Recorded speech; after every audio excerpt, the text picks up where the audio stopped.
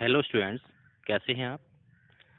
आज हम अध्ययन करेंगे समकालीन भारत टू यानी भूगोल का। समकालीन भारत टू या भूगोल में हमने पिछली वीडियोज में 2 चैप्टर कवर कर लिए हैं। आज हम अगला चैप्टर नंबर 3 कवर करने का प्रयास करेंगे। चैप्टर नंबर 3 है जल संसाधन। हम जानते हैं कि जल जीवन के लिए आवश्यक एवं बहुमूल्य संसाधन है। पृथ्वी का 3/4 भाग जल से घिरा हुआ है, परंतु इसमें से प्रयोग में आने वाले जल का अनुपात बहुत ही कम है। यानी संपूर्ण पृथ्वी पर जितना भी जल पाया जाता है उसमें से प्रयोग में आने वाला और पीने योग्य जल बहुत ही कम मात्रा में है। प्रयोग में आने वाले जल को हम लवणीय अलवणीय जल कहते हैं। अलवणीय जल सतही अपवाह और भौम जल स्रोतों से प्राप्त होता है। इन स्रोतों का लगातार पुनर्भरण एवं नवीनीकरण होता रहता है। इन स्रोतों के पुनर्भरण एवं नवीनीकरण होने की प्रक्रिया को हम जलीय चक्र कहते हैं, या जलीय चक्र के माध्यम से ही इन स्रोतों का पुनर्भरण किया जाता है। अब हम जानेंगे जल संसाधन के अर्थ के बारे में। संपूर्ण सौर मंडल में पृथ्वी ही एक ऐसा ग्रह है जहां पर जल एवं जीवन पाया जाता है। पृथ्वी के तल पर ठोस, द्रव एवं गैस के रूप में पाए जाने वाले संपूर्ण जल को जल संसाधन कहते हैं। या साधारण शब्दों में कुछ यूं कहिएगा कि संपूर्ण पृथ्वी पर पाए जाने वाले जल को हम जल संसाधन कहते हैं। डायग्राम में भी आप देख रहे हैं, जल का यहाँ पर डायग्राम दिखाया हुआ है। पृथ्वी पर पाए जाने वाले संपूर्ण जल में से ताजे जल की मांग अधिक है, जो मुख्यतः पीने के काम आता है। पृथ्वी पर उपलब्ध कुल जल में से 97.5% भाग समुद्रों में खारे पानी के रूप में है। केवल 2.5 भाग ही मीठे पानी का है।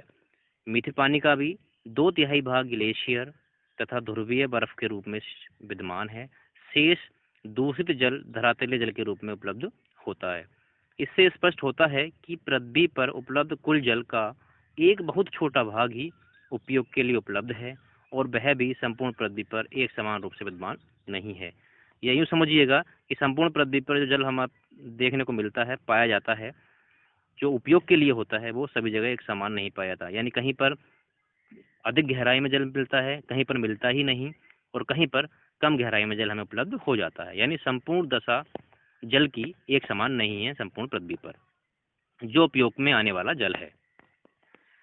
अब हम जानेंगे जल का महत्व। जल के बहुत सारे महत्व हैं, बहुत सारे फायदे हैं। ये कहिएगा जल जीवन का आधार है, लेकिन कुछ तथ्यों के माध्यम से हम समझने का प्रयास करेंगे। देखिए, सबसे पहला है समस्त वनस्पति, पशु पक्षियों तथा मानव जीवन के लिए। ये तो सबसे मुख्य बात यहाँ पर कह दी गई है कि हमारी संपूर्ण पृथ्वी पर जितने भी जीव जंतु प्राणी पाए जाते हैं, उनके जीवन का मुख्य आधार क्या है? जल है। जल के बिना वो एक पल भी जीवित नहीं रह सकते। आगे है कृषि कार्य के लिए, यानी विभिन्न प्रकार के कृषि क्षेत्रों में विभिन्न प्रकार की फसलें उगाने के लिए हम जल का उपयोग करते हैं। जल का उपयोग आप जानते हैं छिड़काव करने के लिए, कीटनाशकों के इस्तेमाल के लिए, सिंचाई आदि में इसका इस्तेमाल करते हैं। आगे आता है उद्योगों में। तो आप जानते हैं विभिन्न प्रकार के उद्योगों में मशीनों को ठंडा करने के लिए, विभिन्न प्रकार के रसायन, विभिन्न प्रकार के द्रव्य पदार्थ बनाने में या अन्य और पदार्थ बनाने में जल का इस्तेमाल हम करते हैं। वहाँ पर जल का महत्व अधिक होता है। आगे है मत्स्य पालन में। मत्स्य पालन में भी जल का बहुत अधिक महत्व है। पृथ्वी पर जितना भी मत्स्य उद्योग है वो जल के ऊपर ही निर्भर करता है। सागरीय क्षेत्रों में कह लीजिए या फिर घरेलू रूप में कह लीजिए, जहाँ पर भी मछली पालन किया जाता है वो जल की सहायता से किया जाता है, क्योंकि आप जानते हैं जल के बिना मछली जीवित ही नहीं रह सकती, अपना उत्पादन नहीं कर सकती, यानी अपनी बढ़ोतरी नहीं कर सकती। आगे है विद्युत परियोजनाओं में। विभिन्न प्रकार की विद्युत परियोजनाओं में जल का इस्तेमाल किया जाता है। आज आपके घर तक जो बिजली आती है वो जल के माध्यम से ही उत्पन्न की जाती है और आपको आसानी से प्राप्त हो जाती है। तो यानी विद्युत परियोजनाओं में भी जल का इस्तेमाल किया जाता है। आगे है परिवहन में। तो जल का इस्तेमाल परिवहन में भी किया जाता है। हमारी पृथ्वी पर बड़े बड़े रूप में सागर महासागर फैले हैं, साथ में समुद्र, छोटे समुद्र और नदियां हैं, जिनके सतह पर हम जहाज, बड़े जहाज या छोटी नौकाओं को चला करके परिवहन कार्य को पूरा करते हैं। एक स्थान से दूसरे स्थान को जाते हैं जल के माध्यम से, और विभिन्न प्रकार की वस्तुओं को ले जाते हैं। जल के उपयोग के कुछ यहाँ पर आप देख सकते हैं। यहाँ पर छोटी सी एक क्लिप है, उसके माध्यम से आप जल के उपयोग भी समझ सकते हैं। हालांकि ये क्लिप छोटे बच्चों के लिए है, लेकिन आप भी समझ सकते हैं। We need water to live. So do animals and plants. We need water for a lot of activities. Let us see what we need water for. Taking a bath, watering plants, cleaning our home,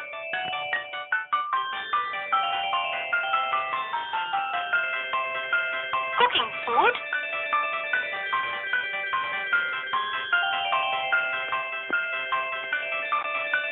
washing clothes,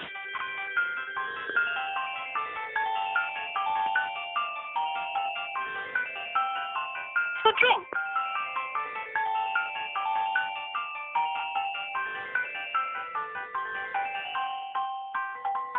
Animals need water to drink and to clean themselves. Plants need water to live and grow too. Have you noticed how plants die when we do not water them for a few days? For more entertainment, log on and subscribe to. तो आपने देखा जल के काफ़ी सारे उपयोग हैं, ये छोटे लेवल के लिए दिखाए गए हैं, लेकिन जैसे मैंने आपको पीछे मैथ में बताया है वो मुख्यतः आपके लेवल में आते हैं, तो आप उसको देख करके आसानी से समझ सकते हैं। अब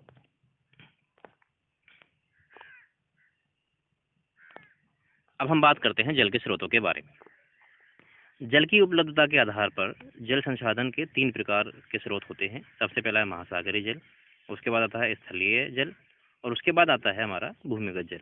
तो सबसे पहले हम आज बात करेंगे महासागरीय जल के बारे में। देखिए महासागरीय जल क्या होता है। पृथ्वी पर एक विशाल रूप में फैले जलीय भाग को महासागर कहा जाता है। यह लाखों करोड़ों वर्ग किलोमीटर क्षेत्र में फैले होते हैं।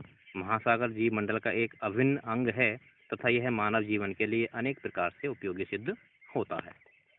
महासागरों में विभिन्न प्रकार के नवीकरणीय एवं अनवीकरणीय संसाधन उपलब्ध हैं, जिनका उपयोग मनुष्य अपनी आवश्यकताओं के अनुसार करता है। महासागरीय जल के अंतर्गत महाद्वीपों के मध्य स्थित सागर, लघु सागर तथा खाड़ी भी सम्मिलित की होती हैं। महासागर का जल खारा या नमकीन होने के कारण पीने योग्य नहीं होता, अतः इस जल का उपयोग अन्य कार्यों में जैसे मत्स्य पालन एवं नौका परिवहन में किया जाता है। इसके साथ साथ इस जल का उपयोग ज्वारीय ऊर्जा प्राप्त करने में तथा नमक बनाने में भी किया जाता है। समुद्र में अनेक प्रकार के सागरीय जीव जैसे मूंगा, मोती, झींगा, घड़ियाल, कछुआ, सीप आदि पाए जाते हैं, जिनसे बहुमूल्य वस्तुएं प्राप्त होती हैं। समुद्र का जल हमने पहले पढ़ चुके हैं कि नमक बनाने में भी इस्तेमाल किया जाता है। यानी हम देखें कि सागर महासागर का जल भी हमारे लिए काफ़ी उपयोग में आता है। अब हम छोटी सी वीडियोज़ के माध्यम से एक बड़े महासागर के जल को देख सकते हैं।